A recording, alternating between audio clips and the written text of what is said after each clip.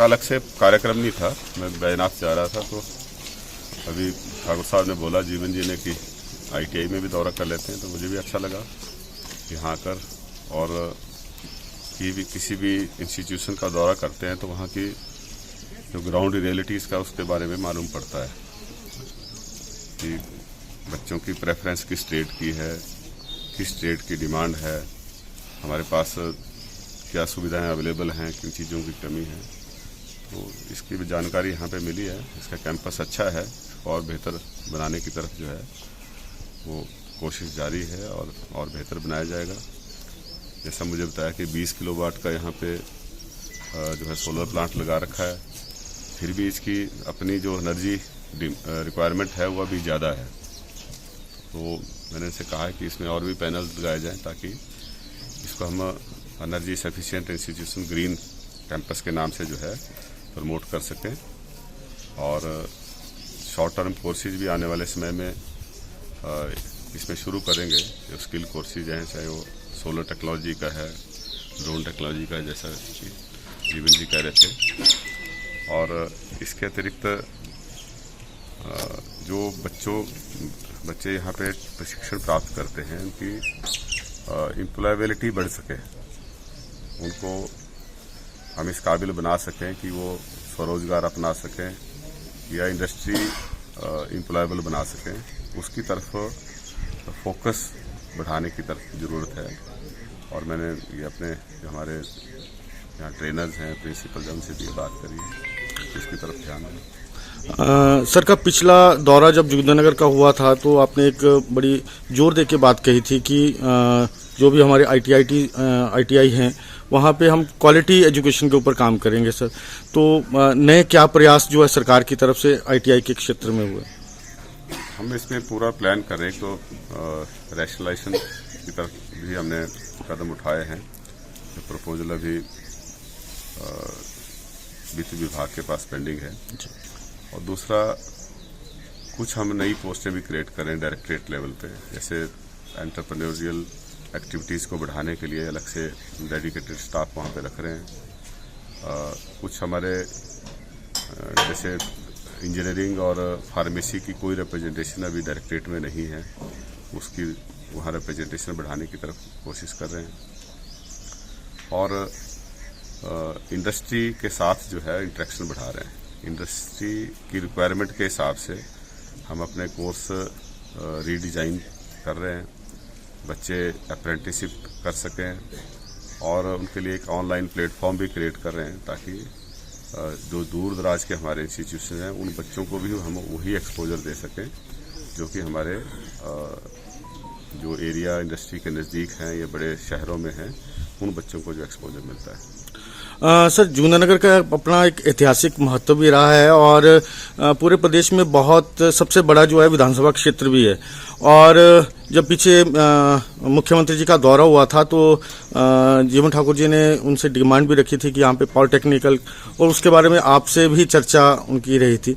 तो उस संदर्भ में क्या हम देख सकते हैं कि भविष्य में कब तक जो है यहाँ पर ये सौगात जो है सरकार की तरफ से जो है जोगिंद्रनगर वासियों को? देखिए, इंस्टीट्यूशन खोलना बड़ी बात नहीं होती है। कई जगह इंस्टीट्यूशन खुले हैं।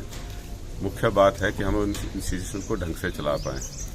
हिमाचल प्रदेश में हमने एक्सपेंशन पे इतना जोर दे रखा है कि इंस्टीट्यूशन बहुत ज़्यादा खुल गए। पिछली सरकार में भी हम देखते हैं कि इंस्टीट्यूशन इस तरीके से खोले कि भर्ती कोई नहीं हुई, और जो पुराने इंस्टीट्यूशन थे उनके ही वहाँ से टीचर्स को ट्रांसफ़र करके नए इंस्टीट्यूशन में लगा दिए। तो उसका रिजल्ट ये निकला कि जो पुराने इंस्टीट्यूशन थे उनमें भी क्वालिटी प्रभावित हुई और नए में भी हम क्वालिटी इंश्योर नहीं कर पाए। तो जितने हमारे पास संसाधन हैं उन्हीं के हिसाब से हमें इंस्टीट्यूशन खोलने चाहिए। और सबसे ज़्यादा ज़रूरत है कि हम बच्चों को क्वालिटी ट्रेनिंग दें, क्वालिटी एजुकेशन दें। इंस्टीट्यूशन खोलने से ये गारंटी नहीं है कि आपको क्वालिटी एजुकेशन दे पाएंगे। जो हमारे पास इंस्टीट्यूशन हैं अभी तक उनको बेहतर बनाने की ज़रूरत है। उनमें स्टाफ पूरा हो, उनमें हम हर तरह की जो लेटेस्ट टेक्नोलॉजी है उसके हिसाब से बच्चों को ट्रेनिंग दे सकें। लैब्स हमारी वेल इक्विप्ड हों, इस चीज़ की ज़रूरत है। बाकी भविष्य में संभावनाएं रहती हैं, जैसे जैसे संसाधन बढ़ेंगे वैसे वैसे सुविधाएं बढ़ती जाती हैं।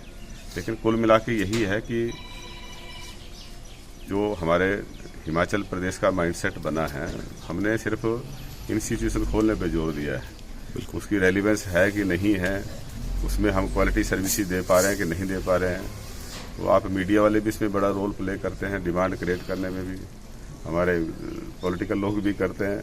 बाकी उसके बाद का क्या उसका अस्तित्व कैसा रहता है, कैसे उसकी क्वालिटी सर्विसेज देते हैं, उसकी तरफ हमारा ध्यान ज़्यादा देने की जरूरत है, मैं ऐसा समझता हूँ। सर अंत में पूछना चाहूँगा, आईटीआई के कुछ एक ट्रेड्स में जो है वो युवाओं का आजकल जो है वो इंटरेस्ट नहीं बन पा रहा है, उसके लिए सरकार जो है किस तरह से जो है एडवर्टाइजमेंट या और कोई साधन जो जुटा रही है जिससे जो युवा है हमारे बेरोजगार वो इस तरफ बढ़े और टेक्निकल एजुकेशन लेकर जो है स्वरोजगार की तरफ बढ़े? देखिए, हमारे जो देश है उसमें इस टाइम सबसे ज़्यादा युवाओं की संख्या है, बल्कि पूरी दुनिया के अंदर लगभग 42 कंट्रीज ऐसी हैं जिनमें एजिंग पॉपुलेशन ज़्यादा है। हिंदुस्तान में युवाओं की संख्या ज़्यादा है, लेकिन ज़्यादा संख्या युवाओं की है, उसके बावजूद भी हम जो डेमोग्राफिक डिविडेंड है वो अर्न नहीं कर पा रहे हैं। उसका कारण यही है कि हमारा जो युवा है वो स्किल्ड नहीं है, ज़्यादा नॉलेजेबल नहीं है, और उसकी वजह से हमारी जो पर कैपिटा प्रोडक्टिविटी है, जो उत्पादकता प्रति व्यक्ति होनी चाहिए, उस लेवल पे हम नहीं हैं। तो इसलिए सबसे बढ़िया तरीका उसी का ही है कि हम अपने युवाओं को जितना स्किल्ड बना सकें, जितना उनको हुनरमंद बनाएंगे, उतना वो देश और समाज की प्रगति के लिए काम करेगा, दुनिया की बेहतरी के लिए काम करेगा। तो इसलिए मुख्य फोकस जो है वो स्किल डेवलपमेंट की तरफ है।